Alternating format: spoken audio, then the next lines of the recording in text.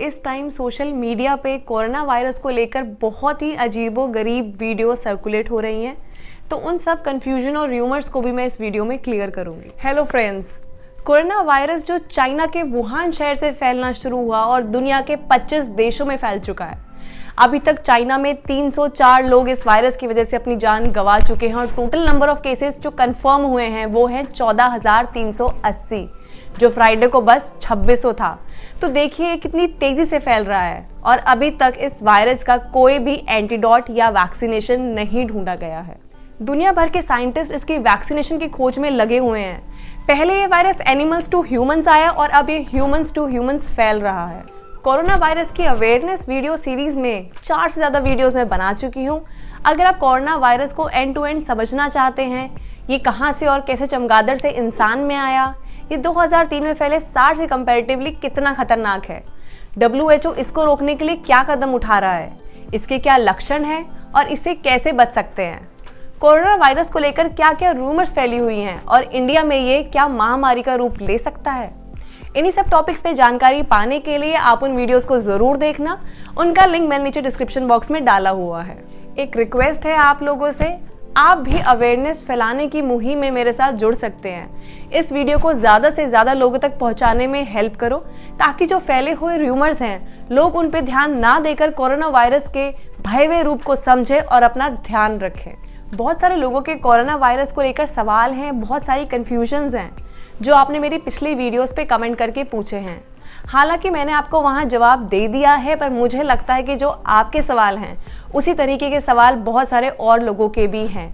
तो इस वीडियो में मैं आपके उन्हीं सभी क्वेश्चंस के आंसर करूंगी। मैंने इस वीडियो में कोशिश करी है कि लोगों के कॉमन क्वेश्चंस को उठाऊं और उनको आंसर करूं।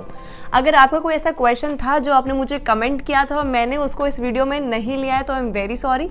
मैं कोशिश करूंगी कि अपनी अगली वीडियो में आपके क्वेश्चंस को भी इंक्लूड करूं।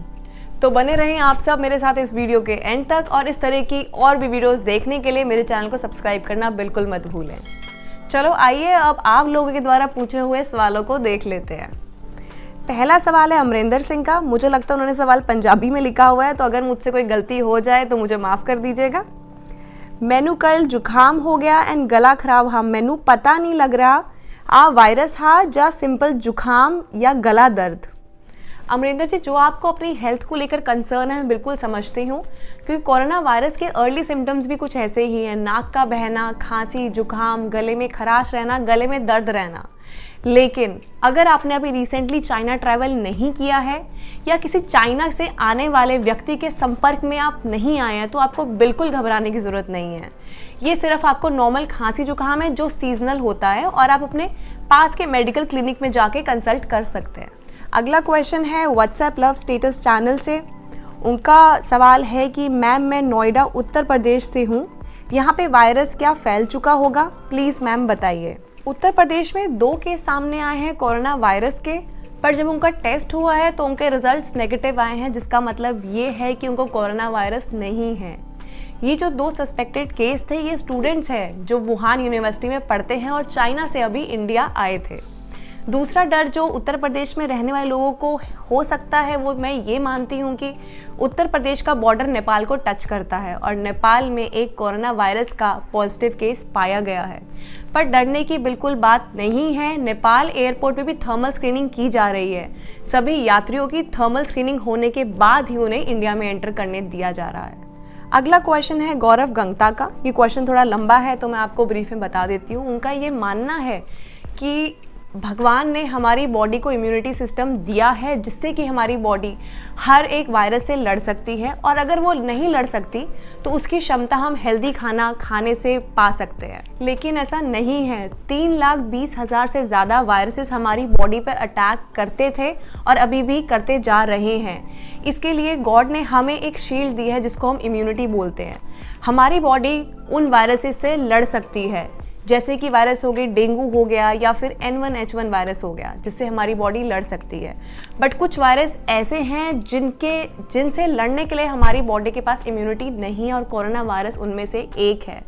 ये वायरस क्योंकि जानवरों से आया है तो शायद हमारी बॉडी अभी प्रिपेयर्ड नहीं है, हमारी बॉडी के पास अभी गार्ड्स नहीं है उस वायरस से लड़ने के। तो जैसे ही कोई ना कोई वैक्सीनेशन या एंटीडोट मिल जाएगा तो हम इस वायरस से सेफ हो सकते हैं। हेल्दी फ्रूट्स हम खाएं, बट हम ये मान के नहीं चल सकते कि अगर हम हेल्दी खाना खा रहे हैं तो इस तरीके के वायरस हमें अफेक्ट नहीं कर सकते। हमें अपना ध्यान रखना है। अगला क्वेश्चन है एक यूज़र का अननोन 666। वो पूछते हैं, a woman has suspected in Ranchi about 2 kilometre from my house, should I have a mask at home also? अगर ऐसा है तो आपको घबराने की बिल्कुल ज़रूरत नहीं है, और मेरे हिसाब से तो आपको मास्क पहनने की भी ज़रूरत नहीं है, क्योंकि जो ये सस्पेक्टेड केस है इसको पुणे भेज दिया गया है और इनके सैंपल्स ले लिए गए हैं। और क्योंकि इनको पुणे भेज दिया गया है तो रांची इस वक्त कोरोना वायरस से सेफ है। आप आराम से घर पे रहें बिना मास्क के। अगला क्वेश्चन है हमारा UY स्कूटी से। उनका पूछना है कि what is the reason behind this virus, is it coming from an animal? जी हाँ, जिस तरीके से रेबीज़ के वायरस के लिए डॉग्स को जिम्मेदार माना जाता है, उसी तरीके से ये वायरस भी कंजम्पशन ऑफ वाइल्ड एनिमल से फैला है। और रिसर्च से पता लगा है कि ये सांप या फिर चमगादड़ यानी कि बैट से इंसानों में आया है, और जबकि ये अब इंसान में आ चुका है, अब ये इंसान टू इंसान ट्रांसफ़र हो रहा है। अगली चीज़ जो लोगों को थोड़ा परेशान कर रही है वो है खाने पीने को लेकर। तो देख लेते हैं इन क्वेश्चंस को भी। अमन पूछ रहे हैं, can we eat egg and chicken, please reply me. Kajal पूछ रही हैं, चिकन एंड फिश खाने से भी स्प्रेड होगा का क्या? ओवरऑल टिप्स पूछ रहे हैं, थैंक्स फॉर द वीडियो, पर एक क्वेश्चन है कि नॉनवेज खाएं अभी फिर? तो इन सब क्वेश्चंस का मैं यही जवाब देना चाहती हूँ कि कोई प्रॉब्लम नहीं है अभी नॉनवेज खाने में, पर एक चीज़ का आप ध्यान रखें कि आप जब भी खाएं उसे रॉ यानी कि कच्चा ना खाएं, उसको अच्छे से पका के खाएं। ये मैं इसीलिए कह रही हूँ क्योंकि इंडिया में कोरोना वायरस अभी उस तरीके से नहीं फैला है जैसा ये चाइना में फैला है। अभी बहुत सतर्कता बरती जा रही है और ये इंडिया में नहीं घुसा है। सिर्फ 1-2 केसेस आए हैं, वो भी इसलिए क्योंकि वो लोग चाइना से ट्रैवल करके आए थे। तो आप नॉनवेज को आराम से खा सकते हैं। अगला क्वेश्चन है शनाज शेख का। वो पूछ रही है, क्या किसी पर्सन को वायरस है तो क्या पॉसिबिलिटी है रिकवर होने की? तो इसके लिए मैं ये बताना चाहती हूँ कि अगर किसी व्यक्ति को सिम्टम्स दिखते हैं अपनी बॉडी में कोरोना वायरस के, और वो इनिशियल स्टेज पे ही डॉक्टर को कंसल्ट कर लेता है, उसको मेडिकल एड मिल जाती है, तो बहुत चांसेस हैं उसके बचने के।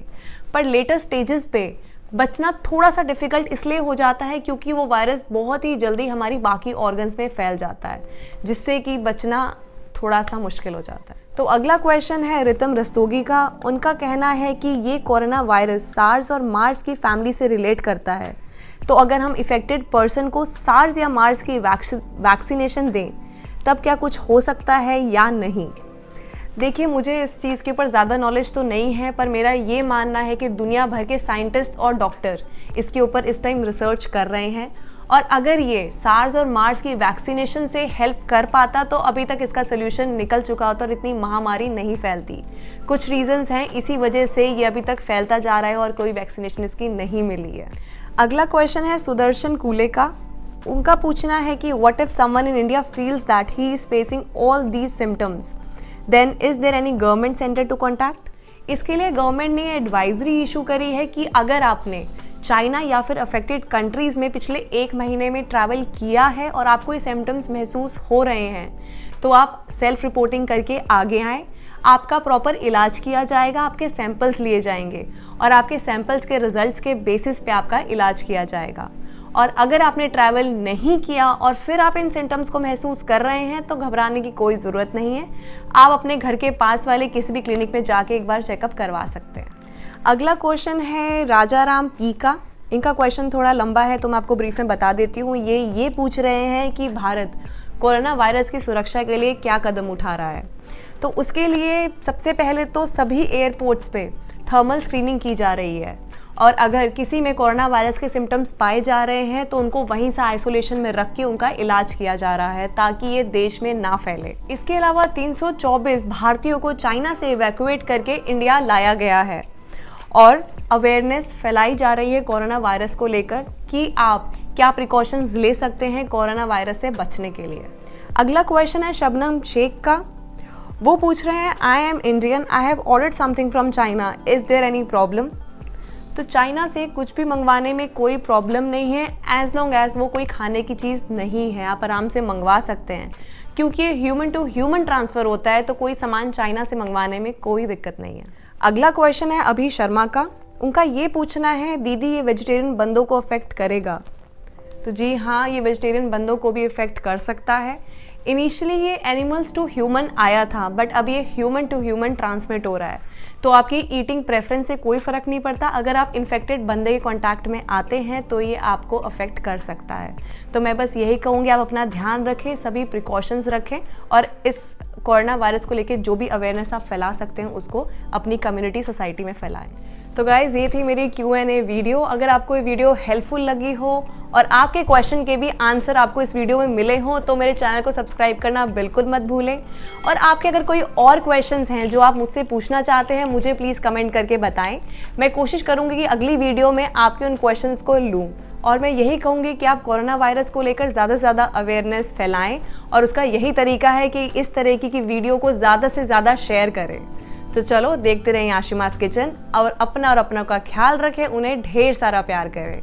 Share this video if you care for human life.